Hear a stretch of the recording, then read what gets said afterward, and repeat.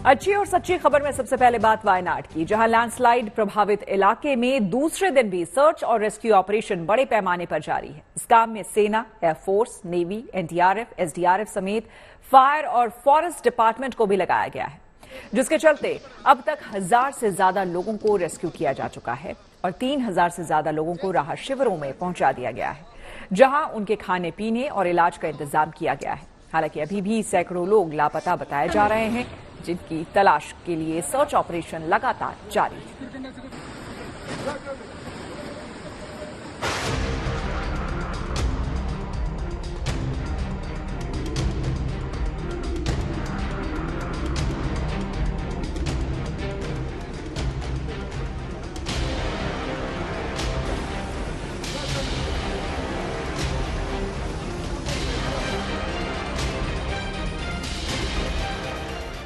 मलबे का ढेर और टूटी फूटी इमारतों में जिंदगी को तलाशती ये रेस्क्यू टीमें, जो बिना रुके और बिना थके वायनाड के लैंडस्लाइड प्रभावित इलाके में दूसरे दिन भी रेस्क्यू ऑपरेशन में जुटी हुई हैं। कहीं लापता लोगों की तलाश चल रही है और कहीं फंसे हुए लोगों को निकाला जा रहा है। इस काम में सेना, एनडीआरएफ और एसडीआरएफ समेत कई राज्य सरकार की एजेंसियों को लगाया गया है, जिन्होंने अब तक 1000 से ज्यादा लोगों को सकुशल बचा लिया है। ये तस्वीर केरल के मंत्री पी मोहम्मद रियाज की है, जो मुसीबत की इस घड़ी में लोगों की मदद करने पहुंचे। पी मोहम्मद रियाज ने रेस्क्यू टीमों के साथ मिलकर कई लोगों को बचाया।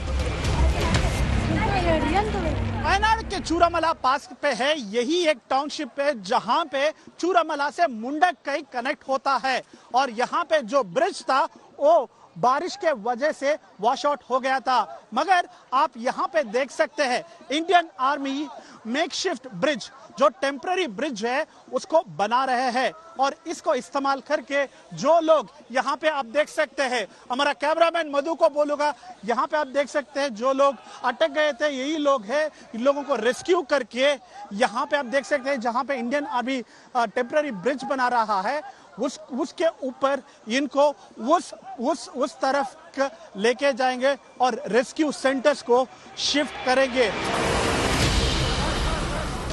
राहत की बात यह है कि कल के मुकाबले आज वायनाड में मौसम का मिजाज बेहतर है, जिसके चलते सर्च एंड रेस्क्यू के काम में तेजी आई और सेना ने आज सुबह सबसे पहले प्रभावित इलाके में एक ब्रिज तैयार किया, ताकि ज्यादा से ज्यादा लोगों को प्रभावित इलाके से निकालकर सुरक्षित जगहों पर पहुंचाया जा सके। आज दूसरा दिन है जहां पे चूरमला पे रेस्क्यू ऑपरेशन चालू हुआ है। यहाँ पे देख सकते हैं इंडियन आर्मी, एनडीआरएफ, एसडीआरएफ और केरला का फायर सर्विस और लोकल पुलिस कुल मिला के रेस्क्यू ऑपरेशन करने के लिए जो चाहिए वो सिद्धता कर रहे हैं। और यहाँ पे देख सकते हैं इतना बड़ा मटेरियल, आयरन मटेरियल को यूज करके वो लोग मेकशिफ्ट ब्रिज बना रहे हैं, जहाँ पे इन लोगों को आसानी से मुंडकई पहुंचे, क्योंकि मुंडकई में बहुत बड़ा हादसा हुआ है। जहां पे लैंडस्लाइड हुआ था वो मुंडकई में था और चूरमला से मुंडकई को जो भी ब्रिज था वो पानी में वॉश्ड अवे हो गया था, जब कल पानी बहुत तेज से यहाँ पे आया था। और अभी आप देख सकते हैं जेसीबी को इस्तेमाल करके वहां पे मिट्टी डाल रहे हैं, पत्थर डाल रहे हैं, जहां वो लोग इस ब्रिज को रास्ता बना है। और यहाँ पे भी देख सकते हैं इस बड़ा बड़ा मटेरियल को लेकर इंडियन आर्मी मेजरमेंट लेकर अभी ये लोग काम कर रहे हैं कि ये लोग एक टेम्पररी ब्रिज बनाए और उस तरफ पहुंचे और जो भी रेस्क्यू ऑपरेशन है उनको आसानी से कर रहे हैं। बताया जा रहा है कि वायनाड का चूरलमाला और मुंडकई लैंडस्लाइड से सबसे ज्यादा प्रभावित है, जहां पर रेस्क्यू टीमों का सबसे ज्यादा जोर है। जानकारी के मुताबिक सेना ने आज मुंडकई गांव के पास मौजूद 2 रिसोर्ट में फंसे 19 टूरिस्ट को सकुशल बचा लिया है। ये लोग हादसे के बाद से यहीं फंसे हुए थे। The worst is over and अभी जितनी कल और आज और कल जितनी कैजुअलिटीज आ रही थी अभी उस तादाद में नहीं है। हमने जाके पूरा इलाका देख लिया है। कुछ एक दो घर हैं, एक दो स्ट्रक्चर्स हैं जिसके नीचे हो सकता है कोई अभी भी दबा हुआ है, तो उनको निकालने का भी प्रयास किया जा रहा है। नाले के उस पार एक रिजॉर्ट था जहां पर हमने रस्से वगैरह लगा के हमारी जो 122 TA है और DSC के जवान थे वो वहाँ उन्होंने पार किया और उधर से 19 व्यक्तियों को सुरक्षित वापस ले आए हैं, तो उस तरफ ज़्यादा डैमेज नहीं है। और जितने जो अलाइव हैं वो तकरीबन सारे इवैक्यूएट करके वापस सेफ्टी में ला चुके हैं। लेकिन कुछ अगर अभी भी कुछ मलबे के अंदर, स्लश के अंदर अगर कोई दबा हुआ है तो कोशिश है कि उनको भी बचा के निकालने की कोशिश करें। कल रात में जो है हमारी टीम जो है 70 लोगों को रेस्क्यू किया है रोप से। रात के 10 बजे तक हमारी ऑपरेशन चली है। उसके बाद वेदर और रेनफॉल के कारण हम लोगों ने रोका है, लोकल एडमिनिस्ट्रेशन के साथ मिलके। अभी हम लोग रिज्यूम कर रहे हैं। हालांकि अभी भी सैकड़ों लोग लापता बताए जा रहे हैं, जिनकी तलाश में युद्ध स्तर पर सर्च ऑपरेशन चलाया जा रहा है। जिन लोगों को बचा लिया गया है उन्हें सरकार के बनाए गए राहत शिविरों में रखा गया है, जहां उनके खाने पीने और इलाज का पूरा इंतजाम किया गया है। इन राहत शिविरों में पहुंचे लोगों को कोई परेशानी ना हो, ये सुनिश्चित करने के लिए केरल सरकार के मंत्रियों को लगाया गया है।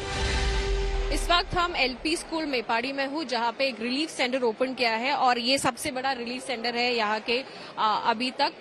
और यहाँ पे आप देख सकते हैं बहुत ज्यादा लोग हैं और ये लोग रिलीफ सेंटर में रहने के लिए नहीं, लेकिन कोऑर्डिनेशन, ये रिलीफ मटेरियल्स और रेस्क्यू ऑपरेशंस की कोऑर्डिनेशन के लिए आया है। और इनमें पॉलिटिकल आउटफिट की मेंबर्स है, पॉलिटिकल ऑर्गेनाइज पार्टीज की मेंबर्स है, पब्लिक है और जो ऑर्गेनाइजेशन इंडिपेंडेंट ऑर्गेनाइजेशंस की मेंबर्स, सब लोग आके ये रिलीफ मटेरियल्स की कोऑर्डिनेशन कर रहे हैं। और जो भी लोगों को हेल्प चाहिए, कुछ भी शिफ्ट करने हैं, कुछ भी मेडिकल हेल्प चाहिए, वो सब इधर कोऑर्डिनेटेड है, सब अरेंजमेंट है। एक तरफ सर्च एंड रेस्क्यू ऑपरेशन चलाया जा रहा है, तो दूसरी तरफ राज्य के मुख्यमंत्री पिनराई विजयन ने आज डिजास्टर मैनेजमेंट अथॉरिटी के अधिकारियों के साथ बैठक कर हालात की समीक्षा की। इसी बीच तमिलनाडु के मुख्यमंत्री एम.के. स्टैलिन ने केरल के सीएम से फोन पर बात की और अधिकारियों को केरल में बचाव कार्य में मदद के लिए एक बचाव दल भेजने का निर्देश दिया।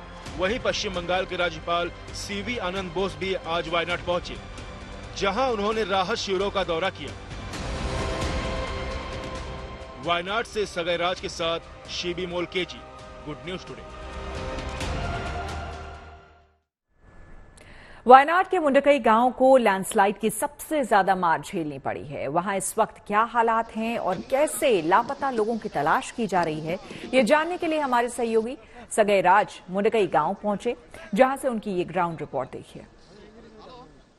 यहाँ पे बहुत ज्यादा गर्म था, बहुत लोग सो रहे थे सोमवार रात को, मगर अचानक से रात 1 बजे लैंडस्लाइड आया और पूरे का पूरा गांव उस लैंडस्लाइड में पूरा गश हो गया था। मैं मुंडकई पे पास हूं, ये एपिक सेंटर है जहां पे ये लैंडस्लाइड हुआ। आप देख सकते हैं कपड़ा, शूज, प्लेट्स, गैस स्टोव, सब कुछ इधर पड़ा हुआ है। बहुत लोग यहाँ पे थे और आप देख सकते हैं रेस्क्यू ऑपरेशन भी यहाँ पे चालू है, जहां ढूंढ रहे कि कोई है, जिंदा है और कुछ और पार्थिव शरीर यहाँ पे मिल सकता है। आप यहाँ पे देख सकते हैं आज बारिश नहीं है, इसी वजह से रेस्क्यू ऑपरेशन अभी भी चालू है। जैसे हम देख रहे हैं, देखिए वो एक घर था, उसके अंदर बहुत लोग थे। अभी उठा रहे उस चीज को जो जहां पे वो ढूंढ रहे कोई और जिंदा है और कुछ और पार्थिव शरीर उधर मिलेगा, ऐसा सर्टिफिकेट यहाँ पे मिला हुआ है। इनके घर में था और अभी घर नहीं है। ये किसी का अजिला का नाम का एक स्टूडेंट है, उनको एक अप्रिशिएशन सर्टिफिकेट मिला था। ये पूरा इधर ही अटक चुका है। ऐसा हादसा हुआ है केरला में, जहां पे अभी रेस्क्यू ऑपरेशन चालू है। वायनाड के लैंडस्लाइड प्रभावित इलाके में चलाए जा रहे राहत बचाव अभियान में अहम भूमिका निभाने वाली एनडीआरएफ के डीआईजी मोहसिन शाहिदी से बात की हमारे सहयोगी जितेंद्र सिंह ने। केरल के वायनाड में लैंडस्लाइड के चलते बड़ी तबाही मची है। इस वक्त हमारे साथ बातचीत करने के लिए मौजूद हैं एनडीआरएफ के DIG operations Mohsin Shahidi. Sir, जिस तरीके से वहां पर अभी भी रेस्क्यू ऑपरेशन चल रहा है, आप लोग लगातार वहां पर काम कर रहे हैं, वर्तमान में क्या सिचुएशन है? देखिए, वर्तमान में जो राहत एवं बचाव कार्य है बड़े पैमाने पर चल रहा है। कल सवेरे से जब ये घटना हुई सवेरे उसमें सबसे पहले एनडीआरएफ की टीम जो वहाँ पर मानसून डिप्लॉयमेंट के लिए तैनात थी इंसिडेंट साइट से 35 किलोमीटर दूर, वहाँ पर उसे फ़ौरन भेजा गया और सबसे पहला रेस्क्यू एनडीआरएफ ने किया। कल 14 लोगों को लाइव रेस्क्यू किया गया था और डेड बॉडीज़ बड़ी संख्या में निकाले गए थे।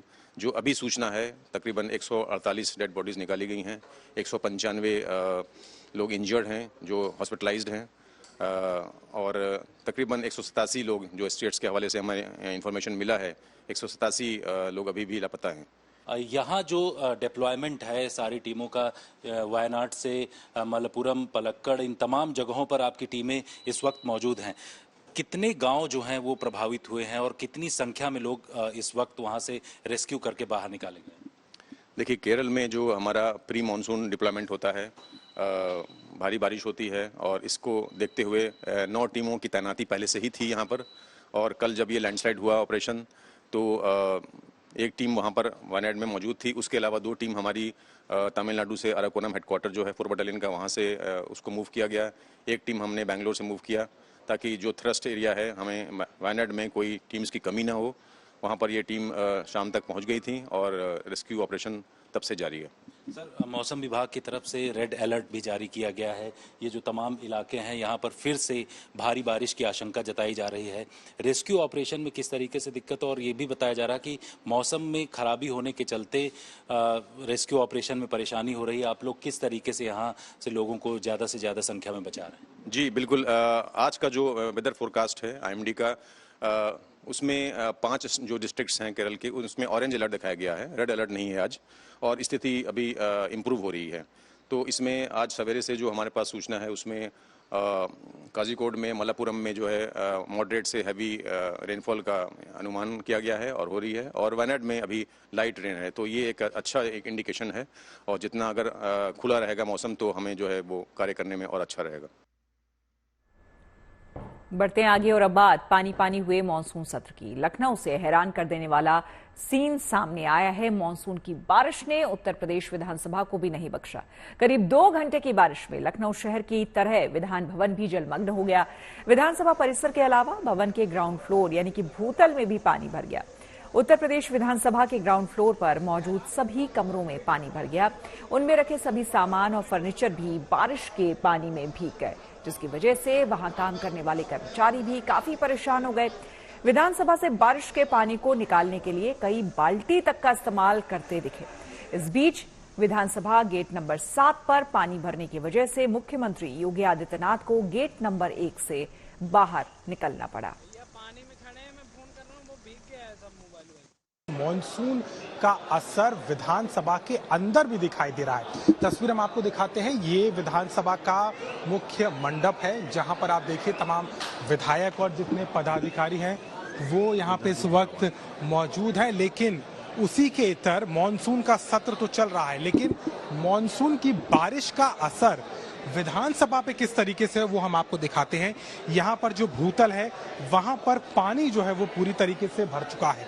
ये तस्वीर आप देखिए किस तरीके से पानी जो है अब विधानसभा के अंदर घुस गया है, और यहाँ पर तेज हुई बारिश का ये आलम है कि पूरा के पूरा विधानसभा का जो भूतल है वहां पर इस वक्त पानी भरा हुआ है।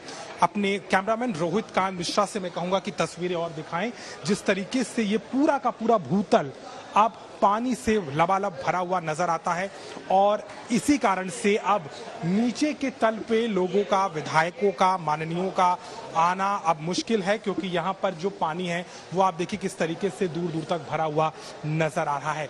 कर्मचारी परेशान हो रहे हैं, और इसने सीधे तौर पर विधानसभा में जल निकासी के दावों की पोल खोल दी है। एक जरा सी तेज बारिश क्या आई कि विधानसभा के अंदर जो इस तरीके से पूरा का पूरा पानी भर गया है, और ये भूतल की तस्वीरें हम आपको दिखा रहे हैं। जो पहला तल है, ग्राउंड फ्लोर जो है, वहां आप देखिए इस तरीके से पानी भरता हुआ नजर आ रहा है। मॉनसून सत्र पर अनुपूरक बजट पर चर्चा, तो वहीं माननीयों का, अपने विधायकों का, अपने अपने मंत्रियों से अपने क्षेत्र को लेकर के सवाल, लेकिन इन सब के बीच में विधानसभा में तेज बारिश का असर, जहां पर एक बारिश जो समय भी लगातार हो रही है, उससे असर ये हुआ कि मॉनसून सत्र की गर्मी के बीच मॉनसून का असर विधानसभा के अंदर दिख रहा है, जहां पर भूतल में पूरी तरीके से पानी भरा नजर आता है। लखनऊ में हुई इस तेज बारिश का असर सिर्फ विधानसभा के अंदर ही नहीं दिखा, बल्कि नगर निगम में भी कुछ इसी तरह के हालात देखने को मिले।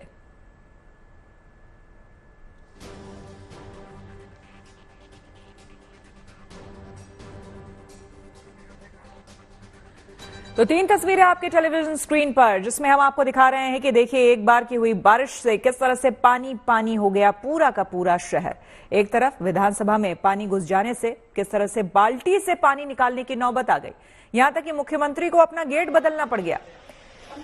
दूसरी तरफ आप देख सकते हैं सड़कों पर सैलाब है, यहां भी जो लोग आ जा रहे हैं घुटनों तक पानी यहां पर है। नगर निगम का दफ्तर पानी पानी हो गया है।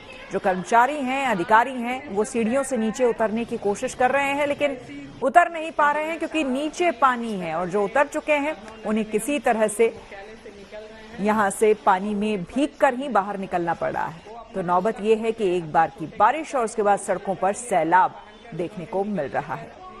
तो सड़क है या नदी, सड़क है या समंदर, ये कहना बड़ा मुश्किल है। तो विधानसभा से लेकर सड़कों पर, लखनऊ की गलियों में किस तरह के हालात हैं, नगर निगम में किस तरह से, दफ्तर में किस तरह से पानी घुस गया है। देखिए पूरा दफ्तर पानी पानी हो चुका है। इस बीच फ्लोर मैट भी आपको तैरता हुआ नजर आएगा। साथ ही साथ जितने भी लोग हैं वो परेशान हैं। आपको विधानसभा की तस्वीरें हम लगातार दिखा ही रहे हैं, जहां पर पानी इतना भर गया कि बाल्टी से पानी निकालते हुए आपको कर्मचारी यहां पर नजर आ जाएंगे। ये देखिए सारे कर्मचारी परेशान हैं, ये लोग अपना खाना। वैसे अभी आप लखनऊ की तस्वीरें देख रहे थे, लेकिन आपको बता दें कि दिल्ली एनसीआर में फिलहाल इसी तरह की कुछ बारिश हो रही है लगातार। बढ़ेंगे आगे और अब बात इनकम टैक्स रिटर्न यानी कि आईटीआर फाइल करने की, जिसकी आखिरी तारीख आज यानी 31 जुलाई है। जब भी इनकम टैक्स रिटर्न फाइल करने की बात आती है तो हम में से ज्यादातर लोग आखिरी तारीख का इंतजार करते हैं। इसका नतीजा ये होता है कि हेवी ट्रैफिक की वजह से कभी कभी आयकर विभाग का आधिकारिक पोर्टल ही डाउन हो जाता है, जिसकी वजह से कई लोग आयकर विभाग की तरफ से दी गई डेडलाइन यानी कि आखिरी तारीख पर भी अपना इनकम टैक्स रिटर्न फाइल नहीं कर पाते हैं। हालांकि पिछले अनुभवों से सबक लेते हुए इस बार करीब 6 करोड़ लोगों ने पहले ही अपना इनकम टैक्स रिटर्न दाखिल कर दिया है। फिर भी ऐसे टैक्स पेयर्स की संख्या लाखों में है जिन्होंने अभी तक रिटर्न फाइल नहीं किया है।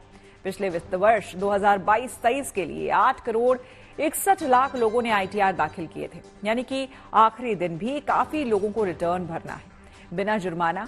आज तक यानी कि अभी आज भर के लिए ये व्यवस्था है। आईटीआर फाइलिंग की आखिरी तारीख आगे बढ़ने की कोई उम्मीद नहीं फिलहाल दिख रही है। ऐसे में अगर आज का दिन निकल गया तो इसके बाद लेट फाइन यानी कि जुर्माना भरना पड़ेगा। कुछ मामलों में तो जेल भी जाने की नौबत आ सकती है।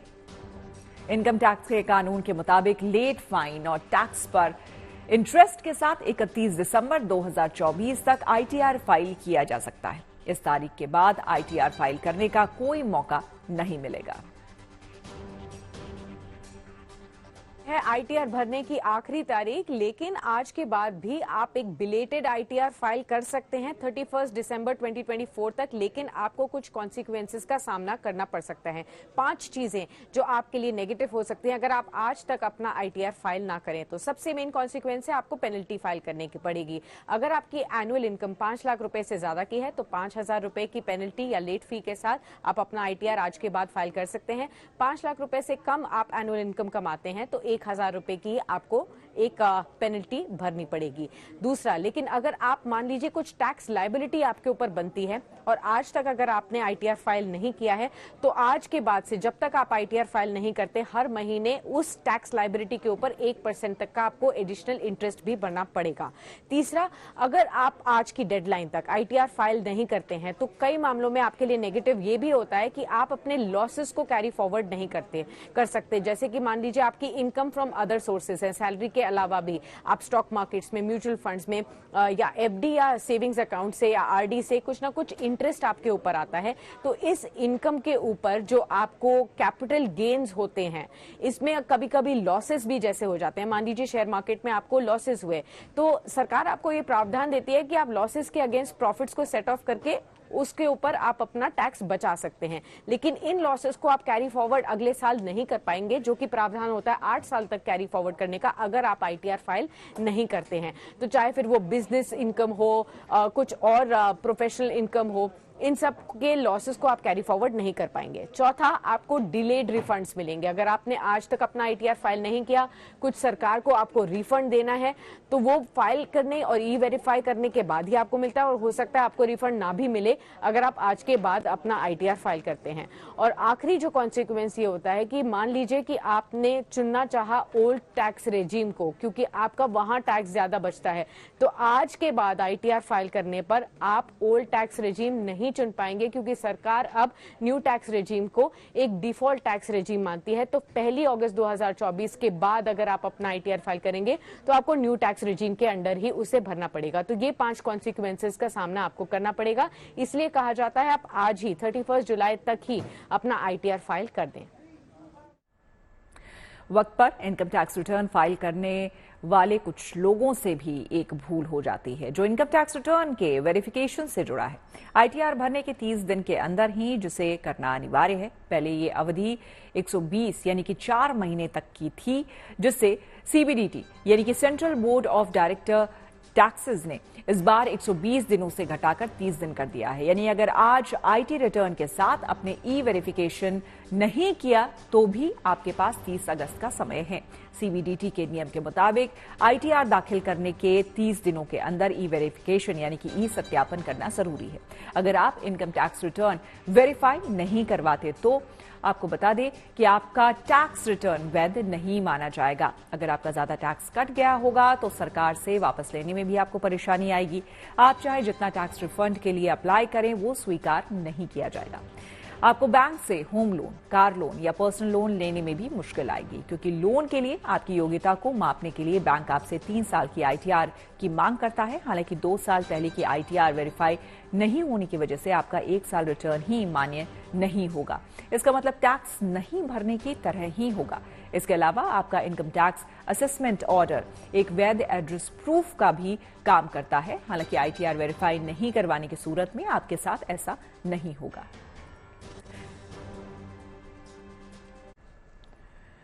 और अब बात पेरिस ओलंपिक की, जिसमें मनु भाकर की कामयाबी की चमक से पूरा देश खुशी से सराबोर है। मनु भाकर एक ही ओलंपिक में 2 मेडल जीतने वाली आजाद भारत की पहली एथलीट है। गुड न्यूज ये है कि अब मनु एक और मेडल पर निशाना लगाने की तैयारी कर रही हैं। उनसे मेडल की हैट्रिक पूरी होने की उम्मीद की जा रही है। मनु भाकर ने गुड न्यूज टुडे के साथ खास बातचीत की। देखिए कामयाबी की कहानी इस चैंपियन की जुबानी। हम लोग हर कोई बात करता है कि क्या किया है मनु ने। देखिए जबरदस्त परफॉर्मेंस हो गई है, पहली फुल फ्लेजेड इंडियन, क्योंकि 1900 में ओलंपिक गेम्स हुए थे और बड़ा कोइंसिडेंस है कि वो ओलंपिक गेम्स भी पेरिस में ही हुए थे जब आखिरी बार किसी भारतीय ने 2 मेडल जीते थे, एक से ज्यादा मेडल जीते थे। बट मनु जो है ये फुल फ्लेजेड इंडियन है। इंडिपेंडेंट इंडिया के इतिहास में पहली भारतीय जिन्होंने 2 मेडल जीते हैं। मनु हर कोई सेलिब्रेट कर रहा है, बट स्ट्रगल जो है हर किसी को नहीं दिख रहा होगा। टोक्यो में जो हुआ, टोक्यो के बाद जो हुआ, वहां आपकी गन मैल फंक्शन कर गई, थोड़ा सा उसका जिक्र करेंगे। इसलिए ये जीत ज्यादा अच्छी सुनाई देती है, अच्छी दिखाई देती है और अच्छी महसूस होती है। आई थिंक हार के बाद आपको जीत की वैल्यू पता लगती है, और मैं ये अक्सर कहती हूँ कि जो आपको जीत सिखाती है उससे कई ज़्यादा आपको हार सिखा देती है। सो मुझे वैल्यू पता है अब कि जब भी मैं कोई कंपटीशन जीतूंगी ना, तो मुझे समझ में आता है कि इतने एफर्ट्स लगे हैं इसके पीछे, और उसके बाद जाकर ये मेडल मुझे मिला है। तो मुझे बहुत ग्रैटिट्यूड फील होता है, और I know the feeling, I know the value of the medal that I wear. So अच्छा, मनु का अभी भी एक इवेंट रहता है, 2 इवेंट में उन्होंने पार्टिसिपेट किया है, दोनों में उनको मेडल मिला है। एक अभी भी मेडल इवेंट उनका रहता है 25 मीटर स्पोर्ट्स पिस्टल, और एक्सपेक्टेशंस भी होंगी, उम्मीद भी होगी, अब तो आपकी खुद से भी उम्मीदें होंगी। बट मनु किसी को डेडिकेट करना चाहेंगी ये मेडल्स, अगर आप किसी को देखती हों, क्योंकि बहुत सारे लोग हैं जिन्होंने आपके लो फेज में भी आपकी मदद करी होगी, जब आप बेहतर कर रही थी तब भी कर रहे होंगे। फादर हैं, पेरेंट्स हैं, कोचेस हैं, बहुत सारे लोग होंगे। सर ऑनेस्टली एक इंसान को अगर मैं डेडिकेट करने लगूँ ना, तो मुझे कम से कम भी 10,000 मेडल्स चाहिए होंगे। इतने सारे लोगों का सपोर्ट रहा है, और इतने सारे लोगों ने हमेशा मेरी जर्नी में मुझे प्यार दिया है। तो इतने तो मेडल्स पॉसिबल नहीं है। तो इस मेडल में हर एक का अपना अपना एक पीस है, जिनमें बहुत सारे लोग आते हैं। आई मीन लाइक कहाँ से, फैमिली से शुरू करके, फ्रेंड्स से लेकर federation, definitely my coach Jaspal sir, then the federation, then so many people, I can't just, countless people, SAI का पूरा सेटअप जो है, then the top scheme, then we had the Khelo India, who that was the beginning of my 2018 year that I won. Then I have my sponsors OGQ and so many people, and then you all also, you have always given me love, nothing but love, so I'm grateful for all of that, and I cannot dedicate this medal to any person, not even myself. Manu, thank you very much on behalf of the entire country जो आपने किया है। आपने कहा कि medals कम पड़ जाएंगे अगर आप किसी को डेडिकेट करने लग गई या थैंक करने लग गई, और आप उतने मेडल जीतेंगे कि आपके पास मेडल्स की कभी कमी नहीं होगी। और होपफुली आप तीसरे मेडल के साथ हम आपसे मिलेंगे, और होपफुली कलर जो है वो बदला हुआ होगा। Thank you very much ma'am. Thank you sir. तो इसी के साथ अच्छी खबर सच्ची खबर में मेरे यानी श्वेता झा के साथ फिलहाल इतना ही, लेकिन रात 9 बजे मेरे साथ देखना ना भूलें न्यूज पथ।